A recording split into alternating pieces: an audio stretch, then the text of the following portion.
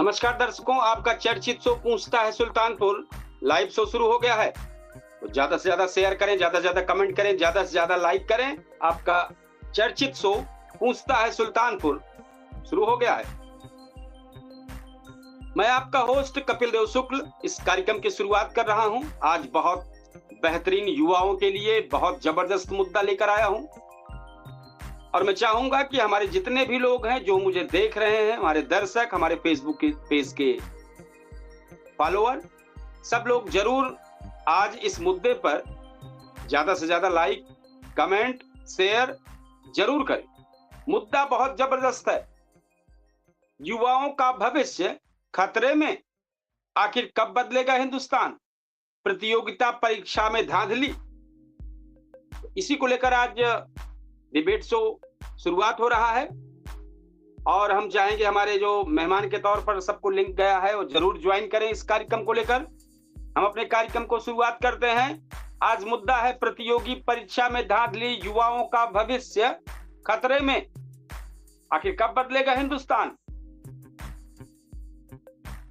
तो मैं आपका होस्ट कपिल देव शुक्ल और कार्यक्रम इस वक्त केडी न्यूज डिजिटल प्लेटफॉर्म पर इस वक्त लाइव हूं और आपका चर्चित शो पूछता है सुल्तानपुर लाइव शो चल रहा है।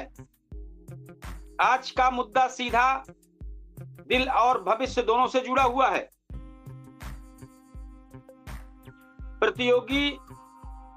प्रतियोगिता परीक्षाओं में धांधली, क्या युवाओं का भविष्य अब सुरक्षित नहीं रहा? हर साल लाखों युवा दिन रात मेहनत करते हैं, लेकिन जब पेपर लीक होता है, परीक्षा रद्द होती है, सपने भी टूटते हैं। तो सवाल यही है कि आखिर कब रुकेगा ये खेल और कब बदलेगा हिंदुस्तान? तो हमें सभी दर्शक हमारे जो देख रहे हैं, अगर हमारे इस कार्यक्रम में ज्वाइन करना चाहें तो चैनल पर और फेसबुक पेज पर हमारा ज्वाइन लिंक जा चुका है और ज्यादा से ज्यादा लोग शेयर करें, ज्यादा से ज्यादा कमेंट करें। हम मुद्दे को लेकर और आगे चलते हैं। आखिर कब रुकेगा ये खेल और कब बदलेगा हिंदुस्तान? तो दर्शकों, आज हालात ये है कि पेपर लीक अब खबर नहीं, एक आम घटना बनती जा रही है। कभी पुलिस भर्ती का पेपर लीक, तो कभी शिक्षक भर्ती में गड़बड़ी, कभी एसएससी यूपीएससी जैसी परीक्षाओं पर भी सवाल। तो सवाल यह है कि क्या सिस्टम इतना कमजोर हो गया है या फिर कोई जानबूझकर इसे कमजोर बना रहा है? अब युवाओं की पीड़ा जो निकल आ रही है, ये सोचने का है कि एक गरीब परिवार का बेटा दिन रात पढ़ाई करता है, कोचिंग की फीस भरने के लिए पिता कर्ज लेता है और फिर पेपर लीक, परीक्षा रद्द, सालों की मेहनत बेकार। ये सिर्फ एक खबर नहीं, ये लाखों परिवारों की त्रासदी है। अब सवाल आता है, जिम्मेदार कौन है? क्या ये सिर्फ प्रशासन की लापरवाही है या फिर एक संगठित माफिया काम कर रहा है? सच्चाई ये है कि पेपर लीक अब एक इंडस्ट्री बन चुकी है।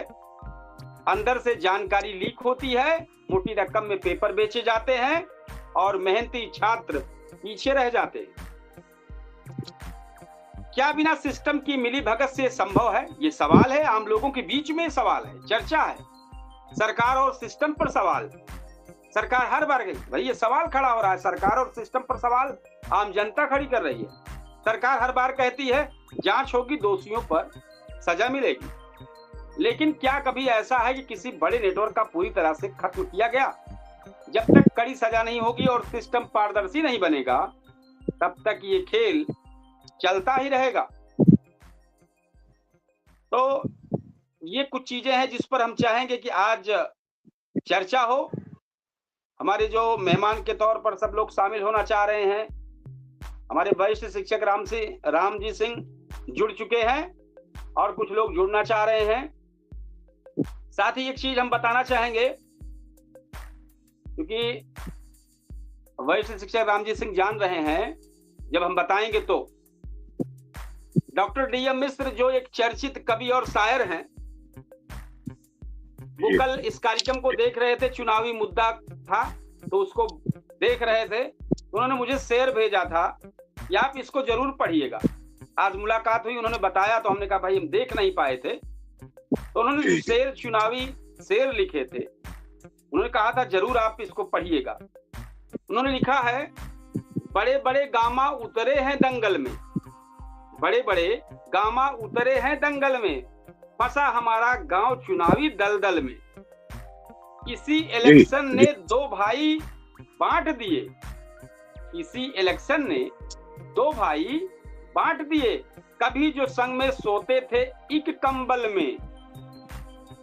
नहीं रहा अब गांव सुकून देने वाला, नहीं रहा अब गांव सुकून देने वाला, बड़ी कठिन जिंदगी हुई कोलाहल में। तब तरासते पशु मेले में मुर्रा भैंस, तब तरासते पशु मेले में मुर्रा भैंस, करे सर्च अब ताजा मक्खन गूगल में। जिसे बनाया था मिलजुल कर वर्षों में, वही हमारा जला आसियाना दो पल में। और लास्ट का एक, शुरुआत का एक पंक्ति वही, बड़े बड़े गामा उतरे हैं दंगल में, फंसा हमारा गांव चुनावी दलदल में। एक बार हमारी जो चर्चा चल रही थी उसी पर एक बार फिर हम रुख करते हैं कि चाहेंगे कि हम ज्वाइन किए हमारे वरिष्ठ शिक्षक, तो इस पर जरूर कुछ अपनी बात रखें। आज जो ये युवा परेशान है, इस पर क्या कहना चाहेंगे, और जो हमने कुछ चीजों पर अभी अभी बात की है कि माफिया, मतलब क्या ये संगठित माफिया बन गया है पेपर लीक का, या इंडस्ट्री बन चुकी है, अंदर से लीक हो जाता है और मामला और मोटी रकम पेपर बेचे जा रहे, मेहनती छात्र पीछे रह जा रहे हैं। क्या कहना चाहेंगे? हमारे चैनल में स्वागत है, इस कार्यक्रम में स्वागत है जी, बताएं। सबको प्रणाम है। और हमारी बात अगर किसी के समझ में आती है तो दो तीन चीज से हमें बड़ी सख्त नफरत है। परीक्षा लीक हो जाना, परीक्षा लीक हो जाना, ये जितने भी महापुरुषों का चित्र लगा करके और नौटंकी लोग कर रहे हैं, हमारे नेता लोग, एक भी उनकी बात पर अमल नहीं कर रहे हैं, एक भी उनकी बात पर अमल नहीं कर रहे हैं। और हमारे जैसा इंसान इतना संकट झेला, इतना संकट झेला है कि इनकी नस नस को जानता, इनकी हिम्मत कैसे तो पेपर लीक कर दें। कौन है शिक्षा मंत्री? क्या करता है वो? क्या उसकी जिम्मेदारी है? हैं? क्या कर रहा है? किस दुनिया में बैठा हुआ है? अमृत भारत बनाने के लिए, स्किल इंडिया बनाने के लिए क्या कर रहा है? उसकी जिम्मेदारी का ही करके देश चलेगा। ही हम कुछ मामले में भैया, हमने अपने विद्यालय में बोला था कि मेरे विद्यालय में बालिकाएं पढ़ती हैं और वो सीधे विद्यालय आ रही हैं, और किसी ने भी उनके तरफ निगाह उठाने की कोशिश किया, और ये सच में राम जी मास्टर को पता लग गया तो मैं एकदम संविधान की कसम खाता हूं कि एसपी साहब और दरोगा जी बाद में कार्रवाई करेंगे, हम उनकी नस सही कर देंगे, संविधान पढ़ेंगे बाद में। हाँ, हमको जेल मंजूर है। उनकी हिम्मत कैसे होगी कि मेरे विद्यालय में पढ़ने वाली बालिका के आंख उठा के स्कूल न खोले हैं, स्कूल खोले हैं। ये मामूली काम नहीं आओ, और ये देख के नहीं खोले हैं कि बड़ा आमदनी है, बड़ा रुपया आ जाएगा तो हम खरबपति हो जाएंगे, अरबपति हो जाएंगे। हम लोग ये मान के विद्यालय खोले थे कि बच्चियां पढ़ें, जरा सा भी कोई दिक्कत होती है, हम लोगों की पूरी पूरी जिम्मेदारी है ये पेपर लीक हो जाए। और युवाओं के साथ ये लोग क्या कर रहे हैं मैं बता रहा हूँ। मैं तो कभी कभी देखता हूँ कि बच्चे सम्मानित किए जा रहे हैं, एसडीएम बने, कमिश्नर बने, इनकम टैक्स ऑफिसर बने, कलेक्टर बने, तो क्या ये जो बन रहे हैं इनको हमारे नेता नगरी चैन से जीने दे रहे हैं? हैं? ये कैसे बने हैं इनकी आत्मा जानती हो। दो बार चार बार पेपर लीक होगा, नमक रोटी खाए होंगे, भाड़ा दे के पढ़े होंगे, दिमाग टेंशन में रहा होगा। अपनी लाज बचाने के लिए हमारी सरकार 2-4 पदों को वो कर देती है ताकि समाज में ये जाए कि नहीं अब ही कुछ जिंदा बा नौकरी। हमें बहुत क्रोध लगता है ऐसे सब। एक तो दोहरी बात पर, जबान कटने पर भैया, और जो चीज हम पेपर लीक हो जाए, दरोगा टाइट रहे और चोरी हो जाए उसके क्षेत्र में, है किसी की हिम्मत दरोगा जी चौराहे पर खड़े हो जाए और एक गाड़ी बिना चेक की चली जाए, आगे लगी है दूसरे रास्ता से, घेरे न मिले हैं। लेकिन नहीं, ये सारी चीजें एक बार मैंने आदर्श विद्यालय में एक भाषण दिलवाया था कि यदि चोरी होती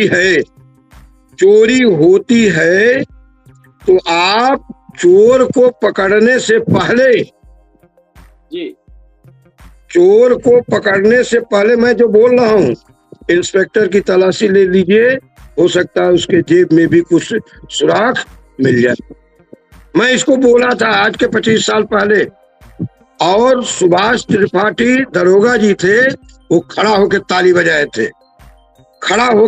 बजाए थे कि केवल इतना नर्सरी स्कूल का मास्टर बोलने की हिम्मत तो कर रहा है मेरे मुंह पर।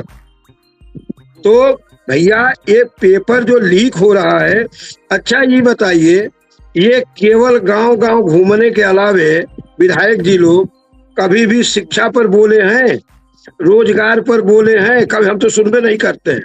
पेपर लीक हुआ, कभी यहाँ पर बोली सुने आप? तो हम लोग, ये लोग एकदम गुलाम का गुलाम बना देना चाहते हैं, कोई किसी की सुनने वाला नहीं है। कर भैया बल आपनो।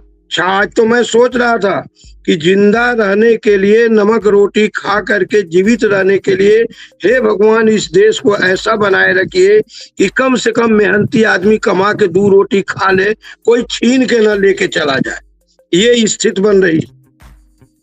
हमारी बात भाई, जब तू लीक करा दे पेपर में, और जो तेज बच्चे रहेंगे वो निराश हो जाएंगे, तो मजदूरी करके जी लें। फ्री का तो भगवान दिए ना, कब ये तो हम प्रार्थना करें, मेहनत करके ये सारी चीज। अब एक चीज और देख रहे हैं, एक मुद्दा चला है कि सांसदों की संख्या बढ़ा दिया जाए, सांसदों की संख्या बढ़ा दीजिए और स्कूल बंद कर दीजिए, स्कूल बंद कर दीजिए सरकारी, और सांसदों की संख्या बढ़ का करी है। एक के जने से अघाई गए हैं हम सब, सुल्तानपुर में अघा गए हैं। वो मत मानिएगा, हम किसी एक की बात नहीं करते हैं। ये लोग आ रहे हैं तो कोई ढंग, इनका कोई वक्तव्य सुन रहे हैं? हमारे सांसद जी का कोई सार्वजनिक स्थान पर वक्तव्य सुन रहे हैं? आज यहाँ पर गया, तिलक में शामिल हुआ, उनके द्वार पर गया, एकरी अलावे कोनो चीज हम तो देखत ना है ना, एको काम लोग करे। हाँ, एक वो बन गया है कि आपको 5 करोड़ खर्चा करना है तो लाइट लगवा दीजिए जगह जगह पर, एक अलावे कुछ नहीं, केवल लाइट। और वो भी लाइट अगर 2 साल चल जाए, 2 साल हमारे देश का जो धन है, इतना बंदर बांट कर दिया गया, इतना बंदर बांट कर दिया गया है कि एक लूटने का यंत्र बना दिए हम लोग। हर जगह एक तो एक्सरा मशीन बात होकर जनरेटर है ना लाचार अधिकारी। अरे साहब, कब कैसे चलाएंगे? जनरेटर मांगी, कैसे मांगी? अरे आप अधिकारी हो, आपको इतना निराश कर दिया गया है, हैं? यही सब ढंग तरीका है? केवल हाँ मुद्दे मिलेंगे, आंदोलन होगा। इतना भ्रष्टाचार बा हर विभाग में कि प्रतिदिन लोग आंदोलन करिए तो दिन कम पड़ जाइए 1 साल में। हर कबो स्कूल की ओर, कबो दवाई खाती आंदोलन, कबो धनिया खाती आंदोलन, कबो महंगाई खाती आंदोलन, कबो गैस खाती आंदोलन, कबो तेल खाती आंदोलन, कबो केहू का कत्ल हो जाये ओकरे खाती आंदोलन, 2 पक्ष आपस में लड़ जाइए ओकरे खाती आंदोलन। एकरी बाद 2 कोनो त्योहार आ गया, मार काट हो गया, ओकरी खाती आंदोलन। अरे आंदोलन आंदोलन होना चाहिए भाई, उसका तरीका होना चाहिए। साल में 1-2 मुद्दे पर जिसमें ज्यादा गड़बड़ मिले उस पर, यह तो कुल गड़बड़ है बा। हमारी बात आप ये जी एक बार फिर उसी सिस्टम पर, जैसे आपने बीच में चर्चा किया था पर्चे लीक वाले पे, तो क्या सिस्टम इतना कमजोर हो गया है या फिर कोई जानबूझकर इसे कमजोर कर रहा है? उसी को साथ में हम जोड़ रहे हैं। अरे भाई, जानबूझ के, फिर वही बात, अगर युवाओं की पीड़ा जो है वो एक बार बता दें जरा, युवाओं की जो पीड़ा है, गरीब परिवार का बेटा रात दिन पढ़ाई करता है, कोचिंग की फीस भरता है, पिता कर्ज लेता है और मिलता क्या है? पेपर लीक, परीक्षा रद्द, सालों की मेहनत बेकार। ये सिर्फ एक खबर नहीं है या एक हम शो नहीं कर रहे हैं इस पर, एक हम, ये लाखों परिवारों के साथ त्रासदी है। अब इसका जिम्मेदार कौन है? जी बताएं। उसका जिम्मेदार है हमारा गुलामीपन होना। कोई सुनने वाला नहीं है। 8 जने केवल ये प्लान बना ले, 8 जने गिन के कि हम विधायक से पूछब, हम पूछेंगे पेपर लीक क्यों हुआ, आप बोलिए और हमारा पूरा उत्तर प्रदेश सुने। हम तो पूछते पेपर क्यों लीक हुआ, जवाब दीजिए। हम तो पूछते हैं। हम भैया देखिए क्या करे, अब हम भी बुढ़ा गए हैं। अब भगवान की दया से कहना नहीं चाहिए, चारों पावा मजबूत है। एक दूसरे भगवान की दया से सब पढ़ लिख के नौकरी पा गए हैं। एक तो लड़का है आज नाती हमारा, एक खोज का इनका कुछ बनाया है भैया, बनाया है एक ग्रुप में, उसको डाला था व्हाट्सएप पर। हम पूछे कि इसका मतलब क्या होता है, तो वो बताया कि ये स्वचालित है, इसमें जो चीज चाहेंगे तो ये उठा के रख देगा। तो जब से वो हुआ है ना, हम अपने के एक्सक्यूटिंग इंजीनियर मान लिए। हमारे कहने का मतलब ये है, जो मैं कहना चाहता हूँ, जब आने वाली पीढ़ियां बाबू, उनको एक मौका मिलता है कुछ करने के लिए, उनको एक ढंग मिलता है, उनको एक स्थान मिलता है कुछ करने के लिए, तो हमारे जैसे बूढ़े लोगों का भी हौसला बढ़ता है। जब पेपर लीक हो जाता है, मैं बता रहा हूँ, पुलिस का पेपर लीक हो जाए, टीईटी का पेपर लीक हो जाए, हमार मन करत कि ये तो मानवाधिकार, हम जवान मार मारी ना पिटैबो करी ना खाली मरबे करी, जवान मार मारी कि वो सब अब नंबर 1 2 कह दे, हम कह दे। हमें इतना क्रोध लगता है, जबकि मानवाधिकार है कि किसी को आप मार नहीं सकते हैं। यही वजह है, सुनिए, सिर्फ यही वजह है कि पेपर लीक हो जा रहा है। नहीं तो बांस कोट चलती थी पुराने जमाने में, जब 4 पट्टा पड़ता था ना, गांड लाल हो जाती थी, या लोग एकदम नहीं गए ना, एकदम थाने क्यों चाहिए, अपराध न करा कि जाए पड़े, वही दे मुझ बेलन चढ़ता था। अब तो 2 पक्षों को लड़ा करके इनके ऊपर मुकदमा लिख दिया और इनके पैसा ले लिया, बस ये न्याय है। अब चला जा सुल्तानपुर, एक ही बात दौड़त दे निकोल उठे। जो देखिए, जो सच्चाई, पेपर लीक होना, युवाओं का भविष्य चौपट होना, ये बहुत खतरनाक है। जी जी, नहीं होना चाहिए। क्या बिना सिस्टम की मिली भगत से संभव नहीं है? सही कह रहे हैं आप। हम इधर मेहमान के तौर पर यूसुफ साहब जुड़े हुए हैं। हम इनसे चाहेंगे कि भाई, आपके घर परिवार में भी बच्चे हैं, तैयारी कर रहे होंगे, इन तैयारियों पर आपका क्या रुख है, आपको क्या दिख रहा है? आज चूंकि हमारा मुद्दा इसी पर है कि एसएससी यूपीएससी जैसी परीक्षाओं पर बार बार सवाल खड़े हो रहे हैं, शिक्षक भर्ती, पुलिस भर्ती, पेपर लीक, क्या कहना चाहेंगे? सर, सभी को प्रणाम। और जी, दर्शकों की तरफ से आपको भी नमस्कार। पेपर लीक हो रहे हैं तमाम, ऐसी जो है लगभग 2 साल से लगभग जो है काफी बच्चे तैयारियां किए, लेकिन पेपर लीक होने की वजह से जो है काफी दिक्कतें जो है छात्रों को आई। इसका जिम्मेदार जो है वर्तमान सरकार है और संबंधित अधिकारी हैं, क्योंकि सरकार की नीति जो है इस पर दुरुस्त नहीं है और अधिकारी को तो खुली छूट जो है ज्यादा दे दी गई है, तो अपनी मनचाही मनमानी करने में सक्षम है। आखिर लीक क्यों हो जा रहा है? जिम्मेदारियां जो हैं अधिकारियों को जो दी जा रही हैं सरकार द्वारा, तो उसमें सक्षम क्यों नहीं? लीक क्यों हो जा रही है, इसका जवाबदेही कौन है? तो इस प्रकार से गलतियां हो रही हैं, लेकिन परेशानियों को आम जनता को हो रही है। लगातार चल रही है कि गरीब परिवार का बेटा, युवाओं की पीड़ा कोई नहीं सुन रहा है। गरीब परिवार का बेटा रात दिन पढ़ाई कर रहा है, कोचिंग की फीस भर रहा है, पिता कहीं से कर्ज लेके बच्चे को पढ़ा रहे हैं और लास्ट में पेपर लीक, परीक्षा रद्द, सालों की मेहनत खराब हो जा रही है। जो स्वतंत्र हैं उनके लिए तो ठीक है, वो दोबारा जो है पेपर दे देंगे या उतना समय जो है आराम से जो है निकाल सकते हैं, इंतजार कर सकते हैं, प्रतीक्षा कर सकते हैं। लेकिन जो गरीब कमजोर किसान का बेटा है उसके लिए तो समस्या है। लेकिन यह समस्या का निस्तारण भी तो ना अधिकारी कर रहे हैं ना सरकार कर रही है।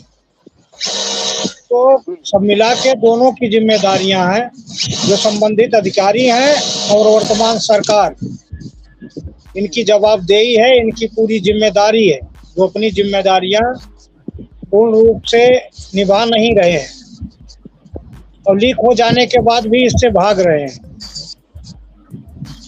उसकी जवाबदेही तय नहीं कर रहे हैं, उसकी जिम्मेदारी ले नहीं रहे हैं कि हाँ हमसे यह हुआ।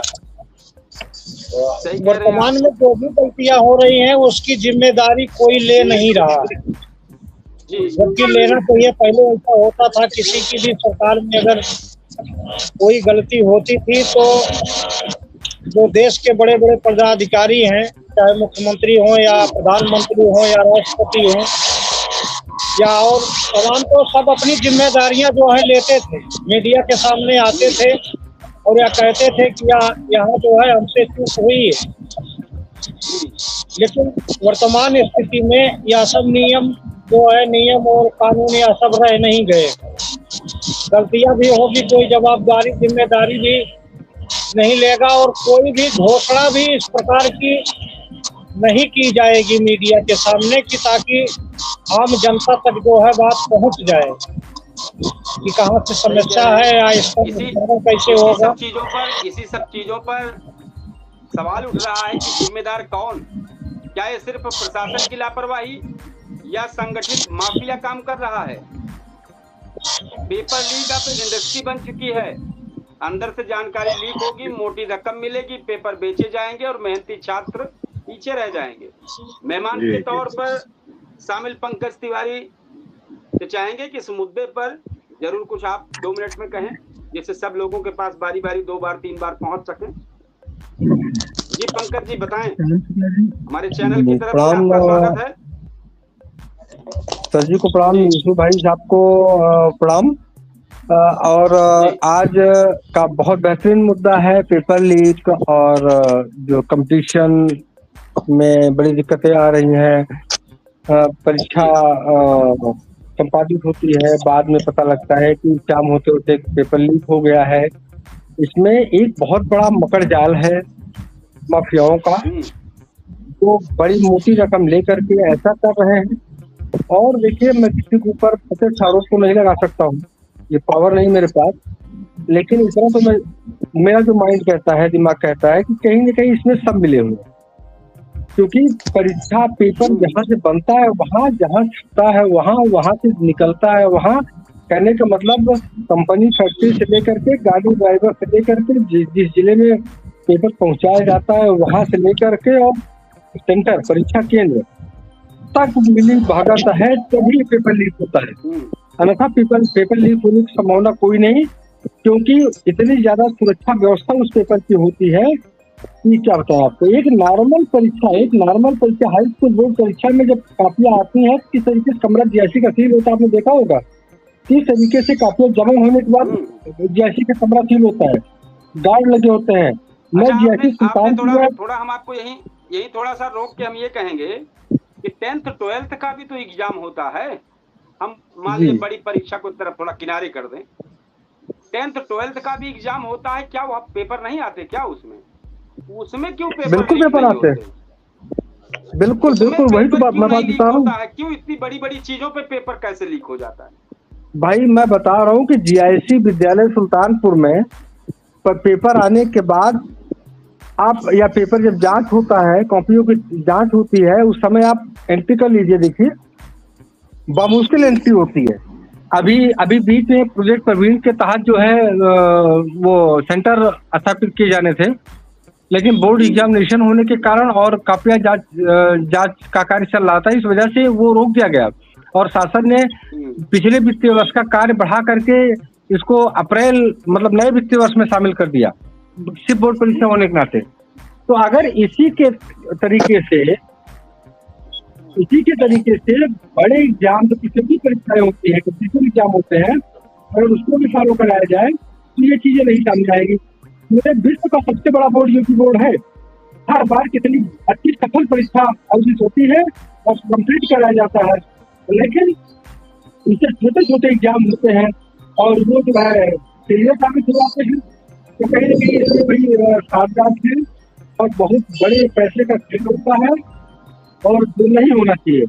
और हमारे भाई साहब एक बात कहे अभी पहले थोड़ा सा करेंगे, कहना चाहिए कि गरीब बड़े आदमी का लगा दोबारा तैयारी कर लेगा पैसे वाले का, और गरीब का लगा जो है वो किसान के कैसे करेगा। तो इसमें हम थोड़ा सा अवगत कराएंगे कि स्टूडेंट जो होता है वो अमीर गरीब नहीं होता है, उसकी पढ़ाई उसका मेहनत एक समान है। मैं आरक्षण विरोधी हूँ। पढ़ने के लिए सबको समान स्थान मिलना चाहिए, समान जगह मिलना चाहिए, कंपटीशन के लिए समान जगह मिलना चाहिए। बाकी सुविधाओं में आप जो मर्जी दो दीजिए, लेकिन एजुकेशन, क्योंकि 3-4 नंबर वाला डॉक्टर बन जाएगा तो क्या डॉक्टरी करेगा, और 70 नंबर वाला डॉक्टर बनेगा तो क्या डॉक्टरी करेगा, दोनों में अंतर आपके सामने उपलब्ध है। जैसे सभी दर्शक हमारे सुन रहे होंगे हमारी बात।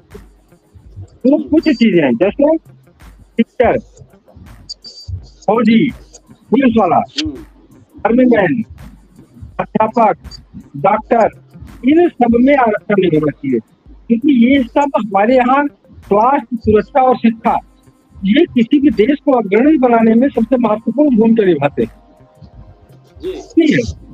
तो ये तीनों को सबसे अलग करके बाकी सब कुछ सारा कुछ कर दीजिए, सब जगह आरक्षण कर दीजिए। मैं विरोधी नहीं हूँ, लेकिन जो उचित मैं बता रहा हूँ कि 4 नंबर वाला और 70 नंबर वाले में अंतर नहीं है।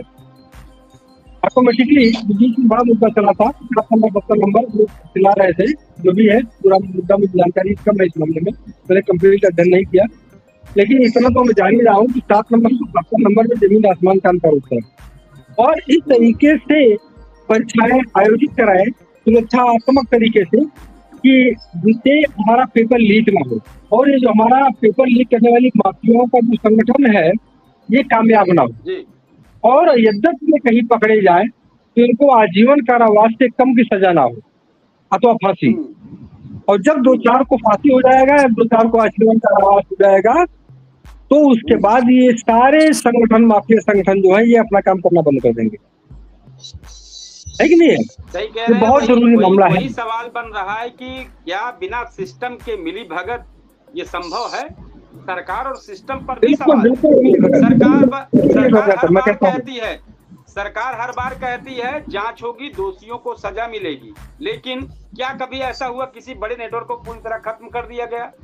जब तक कड़ी सजा नहीं होगी और सिस्टम पारदर्शी नहीं बनेगा, तब तक ये खेल चलता रहेगा। ये आम जनता के बीच में इस मुद्दे पर चर्चा होती, ये आम जनता बोलती है। आज सश्रम आजीवन कारावास और या फांसी, 2 में से एक सजा जब तक नहीं निर्धारित होगी, जैसे गोवध अधिनियम में फांसी की सजा, और प्रतियोगी परीक्षा में जो शिक्षा माफिया है इनको फांसी की सजा अथवा आजीवन, सश्रम आजीवन कारावास, इस तरीके से सजाएं जब तक नहीं लागू होंगी तब तक ना तो गोवध रुकेगा और न तो तब तक जो है ये आपका ये प्रतियोगी परीक्षा लीक होना बंद होगा। ये दोनों जरूरी है, ये दोनों बहुत महत्वपूर्ण बिंदु हैं। अभी आप देख लीजिए, मैं क्षमा चाहता हूँ, एक मिनट, मैं क्षमा चाहता हूँ, 1 मिनट।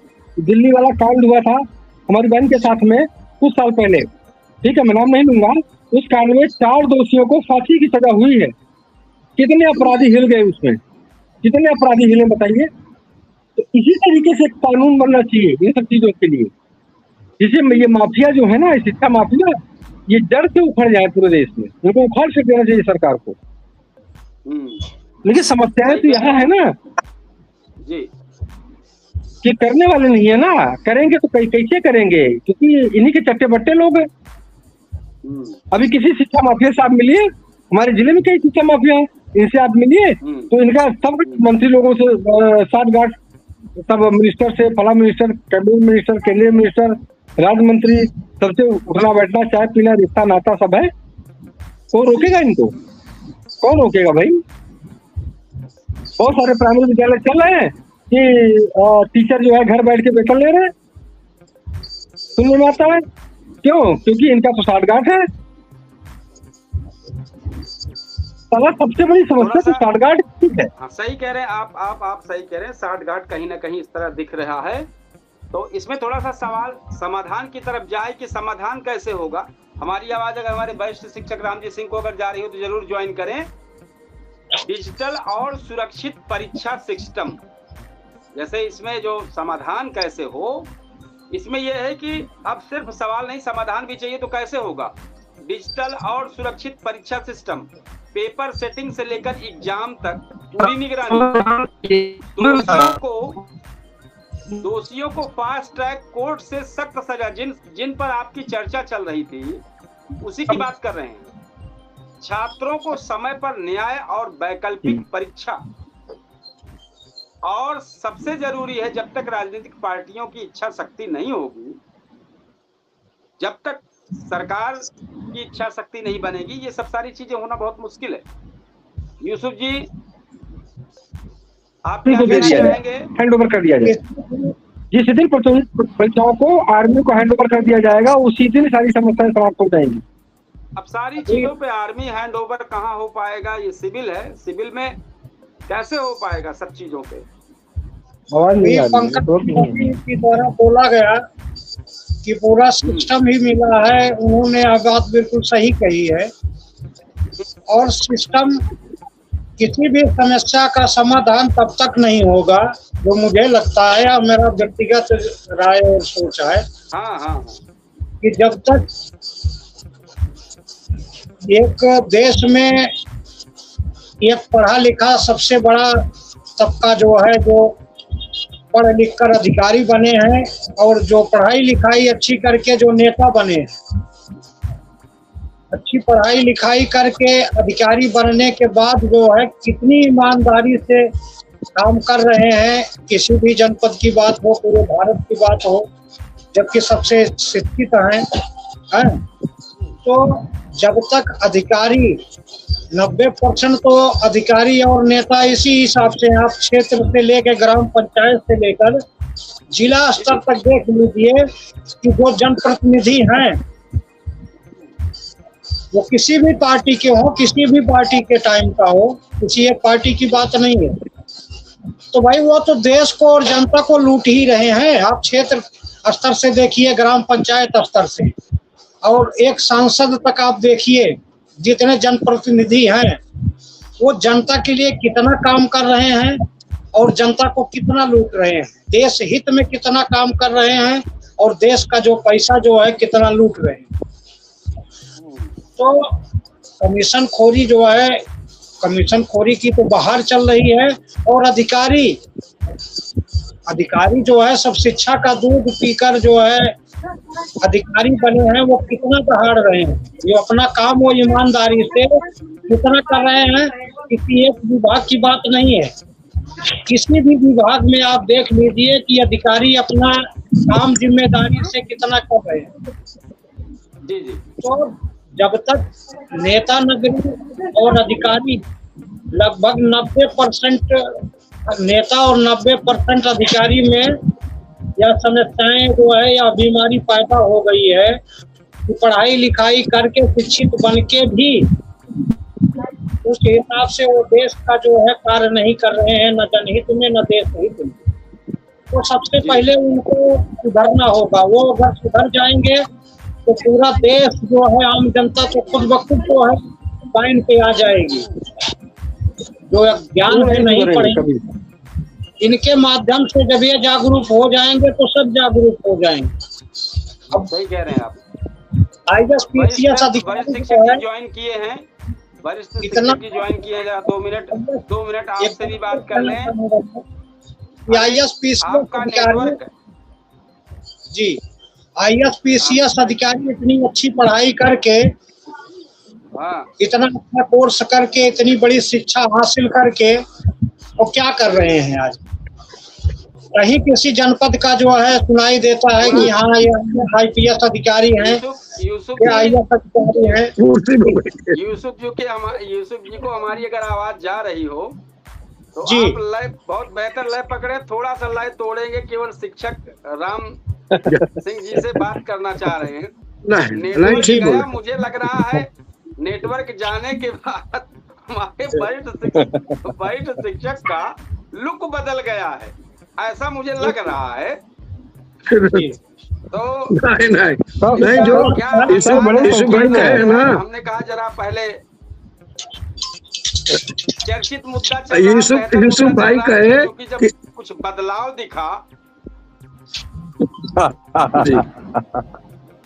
तो हमारे यूसुफ भाई जो कहे ना कि अधिकारी क्या कर रहे हैं, तो अधिकारी कुर्सी पर बैठे हैं। बिल्कुल अधिकारी कुर्सी पर बैठे हैं, यही सौभाग्य है कि बैठे हैं। भाई देखा कि थोड़ा सा संवैधानिक शब्द पर बड़ा डर लागत, बैठ हम बस ये सौभाग्य है कि बैठे हैं। भैया चिंता ना करा जवान, अब हमने का ये बहुत बड़ी बात है। हाँ। कि कम से कम बैठे तो हैं। हाँ तो बैठे हैं। और कलेक्टर जो है हाँ ये जी आप कहिए। नहीं आप कहिए, मैं अपनी बात में कह लूंगा।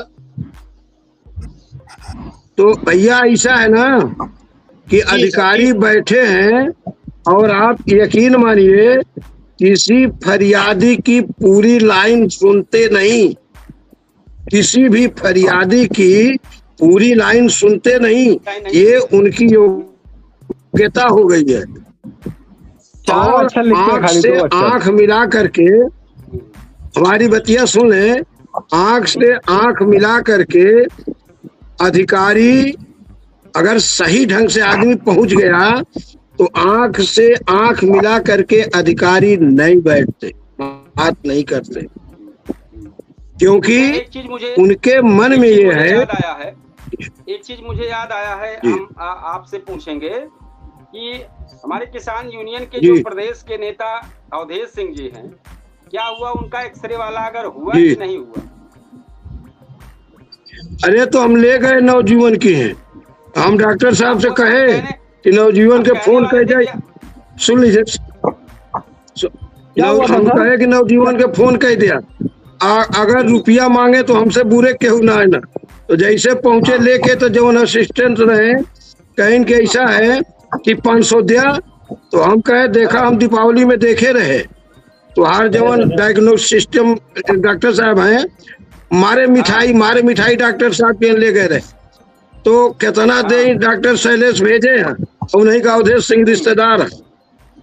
तो कहीं अंदरवा पूछे तो कहीं कि रामो जी मास्टर है, कहीं ना कहीं मैं कुछ ना बटन बस भाई हमने कहा गए हो तो बताइए, हम कह दें एक्सरे उनका हो जाए। भाई देखिए जरूरी, हम लोग जिस लायक हैं, नहीं हुआ सर, हम लोग जिस लायक हैं अपने लोगों के बीच उनको थोड़ा एक्सरे कराना था।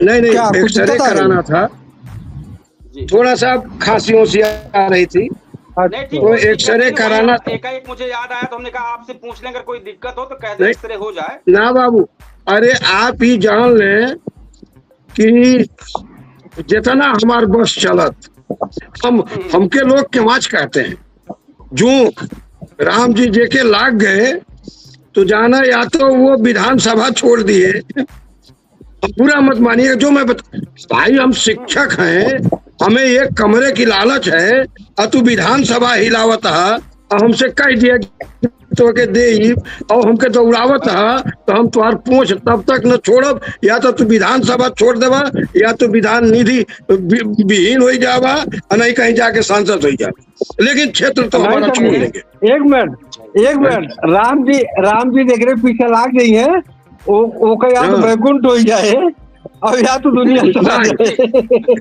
नहीं तो ऐसा है ना पंकज जी कि अगर एक्सरे उनका एक्सरे करना हुआ हो तो हम 2-4 एक्सरे जो भी जहाँ कहीं भी हम कह देंगे एक्सरे हो जाए। नहीं उनकी पूरी दवा उपलब्ध कराई गई रहते हैं, तो अगर ना हुआ हो तो बताइएगा। नहीं दिए, तो ठीक है, दिए नहीं और एक्सरे हो गया है तो ठीक है भाई। ऐसा है भैया ना, बेहतर रहे, अच्छा बने सर। हाँ सर और आज 1 महीना बीत गया सर। आज आपको दरवाजे पे आए 1 महीना बीत गया सर। जी स्थिति अभी अभी कुछ हुआ नहीं ना, अभी तो कुछ नहीं ना हुआ भैया। जेवन एसडीएम साहब कूदत रहे कुर्सिया पर अवधेश सिंह के सथवा, कहीं मुझसे बताइएगा तो उनसे चलता बता देती जा कि कहाँ साहेब। नहीं जरूरी है, किसान यूनियन के अध्यक्ष, किसान यूनियन के नेता को बिल्कुल जरूर मिलते रहने में कोई हर्ज नहीं। आप नियम कानून के तहत मिल रहे हैं। अरे भाई मिलना बताए तो हम तो भैया कहना नहीं चाहिए, हम तो अब बुढ़ाई गए, नहीं तो हम डीएम ओम साहब से मिल अपने काम को लेके इतना बढ़िया होता था, इतना बढ़िया होता था, काम हो जाता था। काहे कि हम वही तरह खड़ा रहते, हमके तो कबो कबो जवन गार्डवे होते हैं ना, कहा भैया पिंड न छोड़बा, हम कहे हाँ, जब तक हम पफुरिया न जाए 15-20 गाँव तब तक हम पिंड नहीं छोड़ते, हम वही खड़ा रहो। फिर आ गए, हाँ जी फिर आ गए सर, फिर आ गए, हाँ सर ये इनका कमवा कह दे भैया, ये पिंड छोड़ा भाई आदमी। हमारे ऐसे बहुत काम है, क्योंकि हमारा जब भी दिमाग सटका तो हम एक काम करते हैं, सीधे उनके द्वारे चला जाते हैं। भाई आप हमारा साहब कौन गलती बाकी ना करता, कह दिया रुपया ले थोका रुपया लिया, पैसा ले थोका पैसा लिया, तो लोग कहते हैं ये देता कम है, चिल्लाता ज्यादा है। तो आपके तहसीलदार साहब से हम मिले उस दिन आपके साथ में, पता नहीं उनका घर द्वार कहाँ है, चला उनके गाँव में चला चली कोनो दिन, कोनो चीज कहे में कोनो गुरेज ना है ना। अम्बे बताओ कौन दूर बात, सवेरे तैयार हो जाए तब पता लेता चलते उनकी बाबू दादा के नेता के साथ उनके कार्यालय में ना मिलता है तहसीलदार से, ये नियम यही उनके कार्यालय में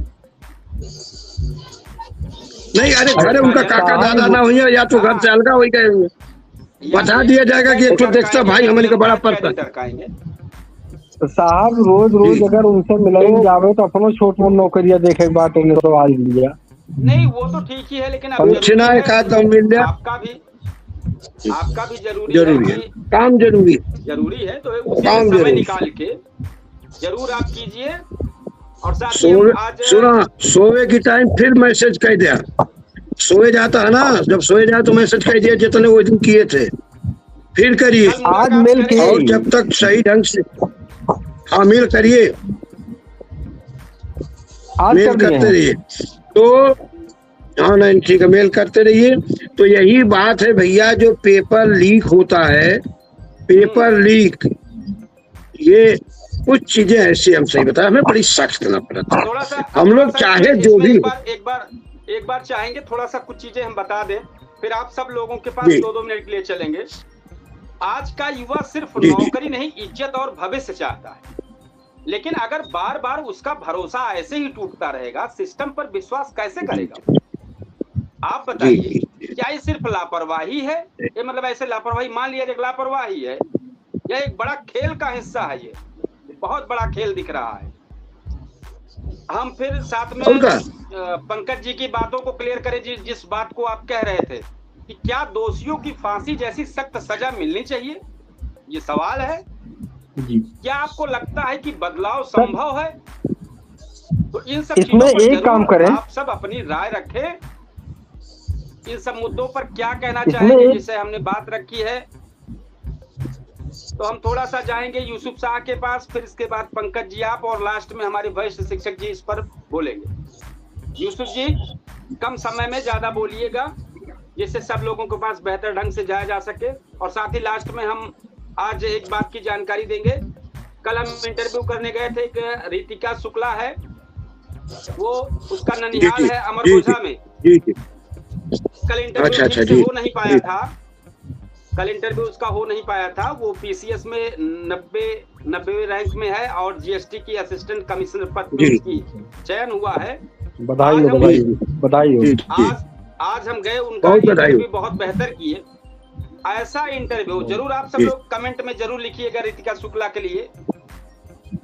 इतना देखिए, अक्सर हमने देखा है कि इंटरव्यू क्या होता है, आदमी अभ्यर्थी या जो अधिकारी है या उससे मिला और इंटरव्यू किया, बात खत्म। लेकिन हमने पहली बार रहने वाली है किया।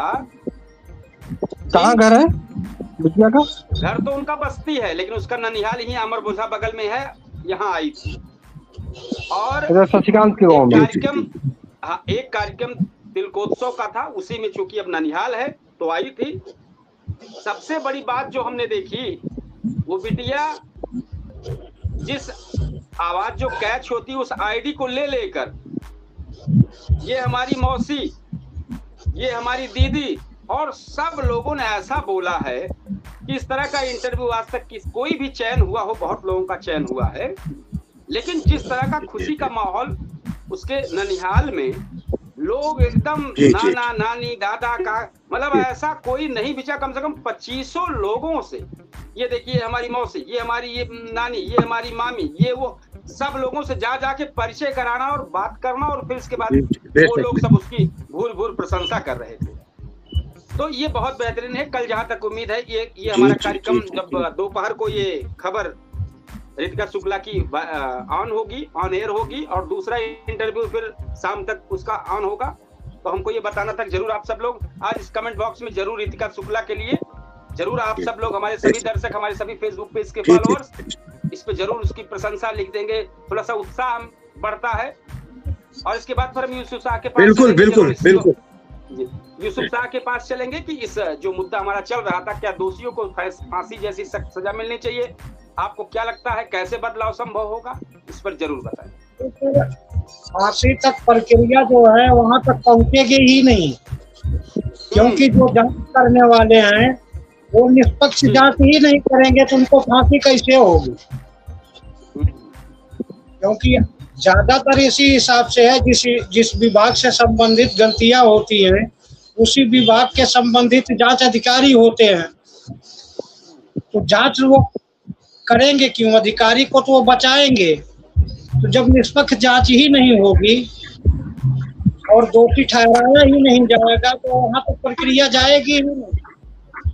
क्योंकि आजकल जो है निष्पक्ष जांच भी नहीं हो रही, या किसी भी एक पुलिस विभाग का आप ले लीजिए कि जो जांच जो उन पर जो है, कोई भी बहुत सारे ऐसे जो हैं दरोगा जो हुए हैं, उन पर जो है निलंबित हुए हैं, उनकी जांच कौन करता है? भाई पुलिस ही करती है उनकी जांच। संबंधित विभाग ही करता है, दूसरे थाने का संबंधित विभाग ही करता है, चाहे दरोगा करे चाहे इंस्पेक्टर करे। विभाग में तो पहले से ही 90% लोग हैं बचाने के लिए, तो जब पहले से मौजूद है 90% जो है बचाने के लिए, तो उनकी प्रक्रिया वहां तक जाएगी कहाँ कि उनको फांसी दी जाए? उनको पहले ही जो है बचा दिया जाए, तो निष्पक्ष जांच जो है कहाँ होती है? या जो जितने भी होंगे, जितने भी हम पंकज और हमारे वरिष्ठ शिक्षक रामजी सिंह से कहेंगे कि थोड़ा सवाल पर फिर वही हम कहेंगे कि आखिर कब बदलेगा हिंदुस्तान? जब तक, क्या ऐसा दिख रहा है कि जब तक युवा सड़कों पर उतरकर सवाल नहीं पूछेगा तब तक नहीं बदलेगा हिंदुस्तान। जब तक सिस्टम को जवाबदेह नहीं बनाया जाएगा तब तक नहीं बदलेगा हिंदुस्तान। और जब तक ये धांधली रुकने वाली नहीं है, मतलब ये क्लियर है कि जब तक युवा अपने जवाब को मांगने के लिए उतरेगा नहीं, तब तक ये रुकने वाली नहीं है। तो इस पर युवा रोड पर अगर युवा उतरेगा तो उस पर FIR दर्ज करके उसको जेल में डाल दिया जाएगा। ये भी तो जो बात है, तमाम जगह ऐसे मामले हो रहे हैं, अपने ही देश में हो रहे हैं, कोई पराया देश नहीं है कि जहाँ जो है धरना प्रदर्शन के लिए शांतिपूर्वक करते हैं, वहाँ पुलिस का रवैया आप देख लीजिए। तो वहाँ तो यही हमको लगता है कि पुलिस का गठन ही अंग्रेजों द्वारा किया गया था, उसी का जो है असर है कि जो पुलिस द्वारा इस प्रकार से बर्ताव किया जा रहा है, शांतिपूर्वक जो धरना प्रदर्शन कर रहे हैं, तो युवाओं के सामने तो यह भी डर है कि हम धरना प्रदर्शन करेंगे। हमें सब इस चर्चा लास्ट के चर्चा में पंकज को शामिल करते हैं। पंकज तिवारी जी क्या कहना चाहेंगे इस पर? जल्द 1 या 2 मिनट में आप बात सर कंप्लीट करें। सिर्फ 2 बातें हम रखेंगे, सिर्फ 2 बात रखेंगे। पहला तो ये कि एक कोई बड़ी परीक्षा सीआरपीएफ के हवाले कर देनी चाहिए। एक बार करके प्रदेश सरकार को कोई बड़ी परीक्षा सीआरपीएफ के हवाले कर दे जिम्मेदारी पे कि भाई हमारी ये प्रतियोगी परीक्षा है, इसको आप करा दो, ठीक है। उनका जो फीस है उनको अदा कर दे और वो परीक्षा करा दे। मैं गारंटी के साथ कहता हूँ पेपर लीक नहीं होगा, परीक्षा कंप्लीट होगा। दूसरी बात यूसुफ भाई कह रहे हैं कि लोग सड़क पे उतरेंगे तो एफआईआर होगा, तो एक बात हम याद दिलाना चाहते हैं, आज से कुछ वर्ष पहले हमारे मोतीगंज मार्केट में डबल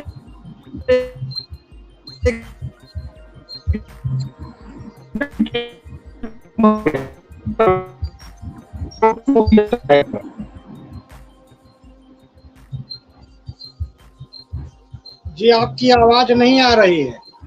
आप पंकज जी, आपकी आवाज नहीं आ रही है।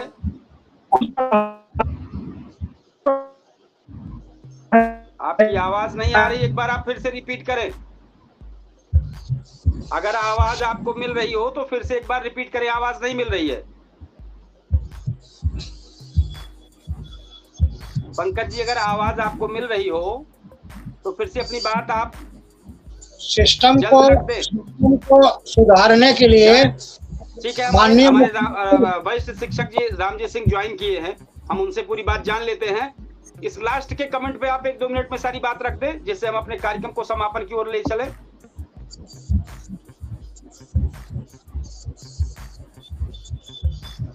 आवाज अगर जा रही हो वरिष्ठ शिक्षक रामजी सिंह को तो जरूर इस लास्ट का कमेंट कर दें 2 मिनट का। ये शायद आवाज उन तक नहीं पहुंच रही है। हमें लग रहा है आवाज उन तक भी नहीं पहुंच रही है, प्रयास काफी चल रहा है। वरिष्ठ शिक्षक रामजी सिंह को अगर आवाज जा रही हो तो जरूर लास्ट का कमेंट दें। आवाज नहीं पहुंच रही है। आवाज आपको नहीं पहुंच रही है, हम प्रयास कर रहे हैं बार बार। अगर हमारी आवाज पहुंचे तो आप जरूर इस पर दें। और लास्ट का हम कंक्लूजन अपनी तरफ से कर रहे हैं। प्रतियोगिता परीक्षा में धांधली सिर्फ एक खबर नहीं, ये देश के भविष्य के साथ सीधा खिलवाड़ है। जब मेहनत हार जाती है और सेटिंग जीत जाती है तो सिर्फ एक युवा नहीं, पूरा सिस्टम हार जाता है। आज जरूरत है सिर्फ गुस्सा दिखाने की नहीं, जवाब मांगने की, सिस्टम को बदलने की। क्योंकि अगर आज भी हम चुप रहे तो कल मेहनती युवा यही पूछेंगे, मेहनत क्यों, मेहनत करें या जुगाड़ ढूंढें। अब फैसला आपके हाथ में है। क्या आप इस अन्याय के खिलाफ आवाज उठाएंगे या फिर अगली खबर का इंतजार करेंगे? याद रखिए, जब युवा जागता है तो देश बदलता है। और हम चाहेंगे कि जरूर इस पर हमारे जितने भी दर्शक हैं, हमारे फेसबुक पेज के फॉलोअर्स हैं, ज्यादा से ज्यादा कमेंट, ज्यादा से ज्यादा राय इस पर जरूर दें। हम अपने इस शो पर चाहेंगे कि आज का जो इतिहास के पन्ने में बताते हैं उसको आज बता दें। आज का दिन 1995 में भारत का महान स्वतंत्रता सेनानी समाज सुधारक डॉक्टर बाबा साहेब अम्बेडकर ने विदेश में उच्च शिक्षा के लिए कदम बढ़ाया, जो आगे चलकर भारत के संविधान निर्माण में अहम साबित हुआ। आज ही के दिन 1971 में आज बांग्लादेश मुक्ति संग्राम के दौरान अस्थायी सरकार का गठन हुआ, जो आगे चलकर बांग्लादेश के निर्माण का रास्ता साफ हुआ। आज के दिन 1982 में कनाडा ने अपना संविधान पूरी तरह से लागू किया। और आज के दिन 1916 में प्रसिद्ध रंगकर्मी और फिल्म अभिनेता पंडित मोतीलाल का जन्म हुआ है। 1975 में आज के दिन भारतीय क्रिकेटर सौरभ गांगुली का जन्म दिन है। तो आज 2013 में प्रसिद्ध गायक शमशाद बेगम का निधन हुआ है, ये पुण्यतिथि है उनकी। तो ये सारी चीजें हैं जो हमने आप सबको बताई। तो हम चाहेंगे कि हमारे अवधि समाचार को और पूछता है सुल्तानपुर लाइव शो को आप सब लोग जरूर सपोर्ट करें, ज्यादा से ज्यादा शेयर करें, लाइक करें, कमेंट करें। और कल फिर एक बेहतरीन मुद्दे के साथ हम फिर हाजिर होंगे। और हम चाहेंगे आज विदा आप सबसे, कल एक बेहतरीन शो के साथ अवधि समाचार और पूछता है सुल्तानपुर आपके सामने आएगा। तब तक के लिए जय हिंद, शुभ रात्रि।